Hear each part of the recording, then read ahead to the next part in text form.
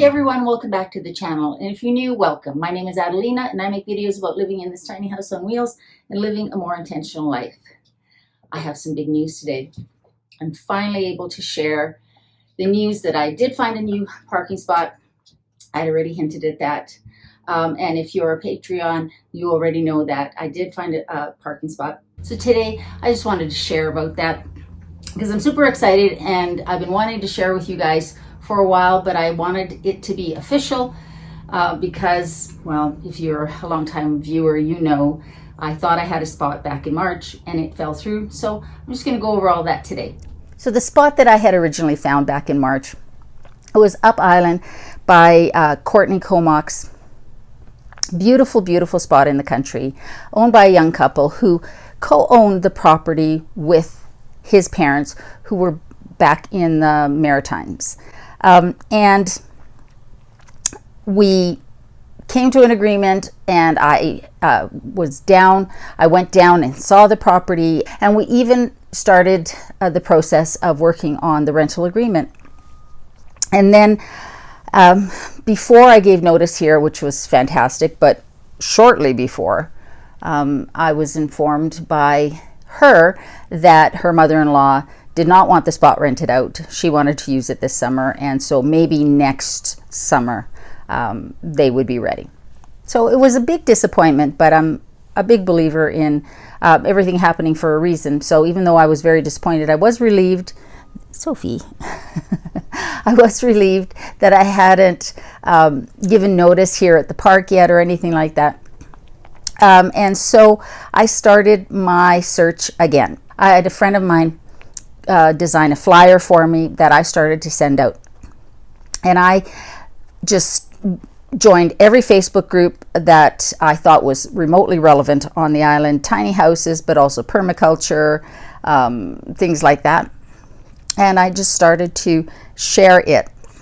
And whenever I saw a posting for a tiny house parking spot, I would reach out right away with my flyer, and that really actually generated a lot of interest, and it's definitely something that I recommend for people because what it does is it makes you stand out from all of the other people who are going to be communicating, reaching out to this potential landlord. And so I actually found a couple of spots that were definite possibilities. One was right on the water, but the spot that I found by the water, while beautiful, was quite expensive. It was about $350 more than I wanted to pay per month. And so it wasn't something that I seriously considered, though it was beautiful. And then I found another spot that was in similar spot to where I am now. It was in Cowichan, I think North Cowichan. And it was a beautiful spot, really, really lovely. But there was just a bunch of red flags with these potential landlords. The contract, the rental agreement that they sent me was very restrictive. I mean, nobody on the property could smoke. I don't smoke, but that's not really the point, is it? That nobody on the property could smoke, and nobody on the property could smoke marijuana. And if you're not in Canada, you might not know this, but cannabis is legal in Canada here. And so while, again, I don't smoke cannabis, that's not the point. The point is it's legal, and for them to put in there that it was grounds for immediate eviction just seemed a little restrictive. But that wasn't really the big things. The big things were I couldn't have somebody come visit for more than 15 days in a year. That if somebody else moved in, I had to get prior approval for them. That I had to pay in cash. This was a big one. I had to pay in cash, and not e-transfer, but literal cash. Go to the bank, bring it, and hand it to them. So that was the big. There was just so many red flags. It didn't make sense to me. The rental agreement had all sorts of things that were restrictions on me, but didn't actually lay out any of the obligations of the landlord. And ultimately, I'm not paying in cash. I want a record that I've paid my rent, and I don't want to have to go to the bank and then walk up to their house and give them cash. What if they're not home? What if I'm away? Like, there's just so many things that don't make sense. And so I said no. that wasn't going to be for me, Sophie, because I don't want to live like that. I want my home to be my sanctuary where I can do whatever I want, obviously within reason, but I don't want somebody being that restrictive. There was just too many red flags, so that was not going to work for me. So I kept on with my search. Again, thinking to myself, you know what, if I have to spend another winter here, it's not the end of the world. It's not what I want, but it's not the end of the world. And so I just kept looking. So how did I find the spot that I'm going to? Well, on one of the tiny house forums on Facebook, somebody had reached out and just to see if there would be interest. If they had a parking pad for a tiny house, would anybody be interested? Of course, I responded right away and I sent my flyer. And what she said was that they didn't actually have the property yet. They had bought it, but they didn't take possession for a couple of months. But they were just putting out the feelers because they were really interested in having a tiny house. And then she started to ask me questions about what did I need for a pad and what did I need for utilities. And I offered that I could have a telephone or a FaceTime call with them just to give them information, because I've been in my tiny house now 3 years and I obviously know what is required for a tiny house that needs some services. But even the pad itself, how it should be built and all of that. And I was serious when I said there was no obligation, because again, I'm a huge advocate for this lifestyle. You guys already know that. And so I just wanted to share my experience and offer some advice. I sent them the video tour of the house because I have a tour on my channel of the house that my son filmed for me. It was easy to send. But I've said before that having a tour of your house, if your house is already built, that you film yourself. You don't have to be in it narrating. It can be no sound at all, but just a walk through around and inside your house so that your potential landlord can see how beautiful it is and get excited about it. So I did send it, which they really appreciated. And then we had our call. And then after that call, we just kept talking. And it became obvious very quickly that they wanted me as their tenant, that I wanted to be their tenant, that sort of thing. And so I was able to give them a lot of advice, and they asked a lot of questions and wanted me involved in the layout of the spot. How did I want it built out? Where did I want the electrical box? That sort of thing, which was really, really incredible. And I really appreciated the fact that they wanted me involved in that. And then when they took possession in June, I flew down and spent a day there seeing the spot, talking to them, meeting them, because I really think it's important that you have a connection with your landlords, that they have a connection with me, because you're going to be living on their property and you want it to be a good relationship. Even though there's quite a separation between the main house and the parking pad for the tiny house through the trees. And I'll show you a video of it that I took, the walk from their house through the trees to the parking pad spot. Now, in this video, it's not cleared. It's still just bush and trees, but it does have its separate entrance, gate, and little driveway. And since I took this video, a lot of work has been done. So here's how it is. That's my gate. I would come in, and that section is what's getting cleared, and that's where the tiny house will be. This ways, with some room in the front for a deck. Yeah.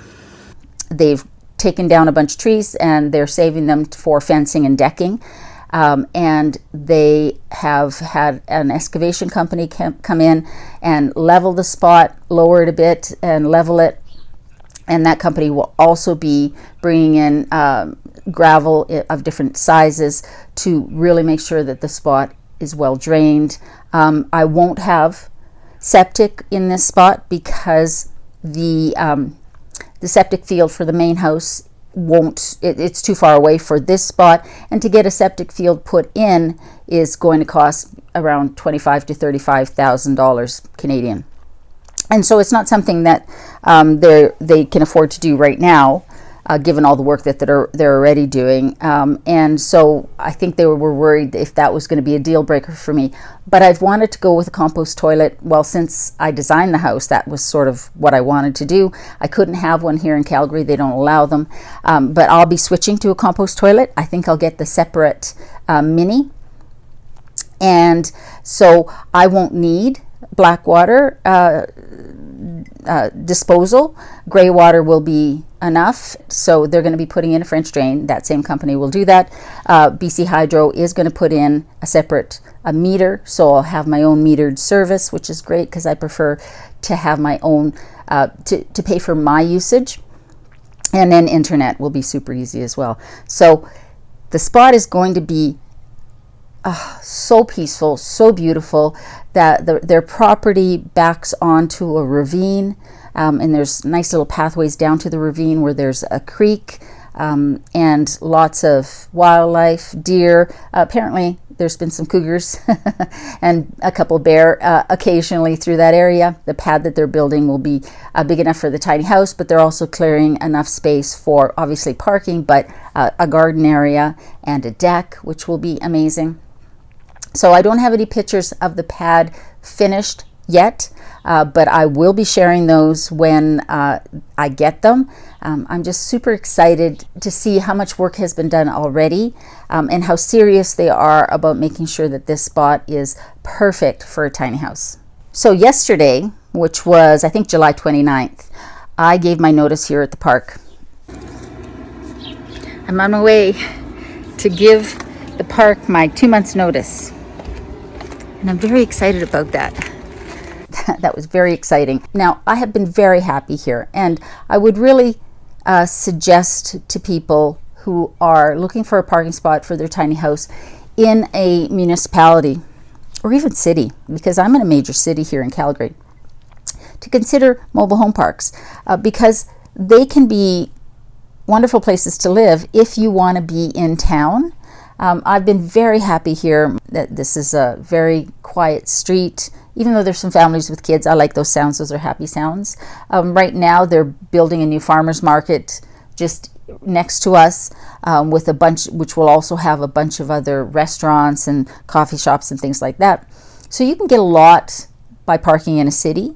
You'll pay a little bit more to park in the city, but you're going to pay a little bit more to park on Vancouver Island as well. I think that it's important to look at all options. Year-round RV parks, if you live in a province or part of the world where you're allowed to live in your home in a year-round RV park year-round, because a lot of those parks are in provinces here in Canada where you can park your RV year-round, but you can't live in it year-round, and that would apply to a tiny house as well. Anyway, so I'll be sad to leave Calgary because I'll miss my kids. For those of you wondering how that's going to be, it's going to be hard because I'm very close to my kids, and I see them very regularly, and it's going to be difficult not being able to do that. I guess we'll have to take advantage of FaceTime quite a bit, and hopefully they'll come and visit me. Now that I've given notice, I have some work to do.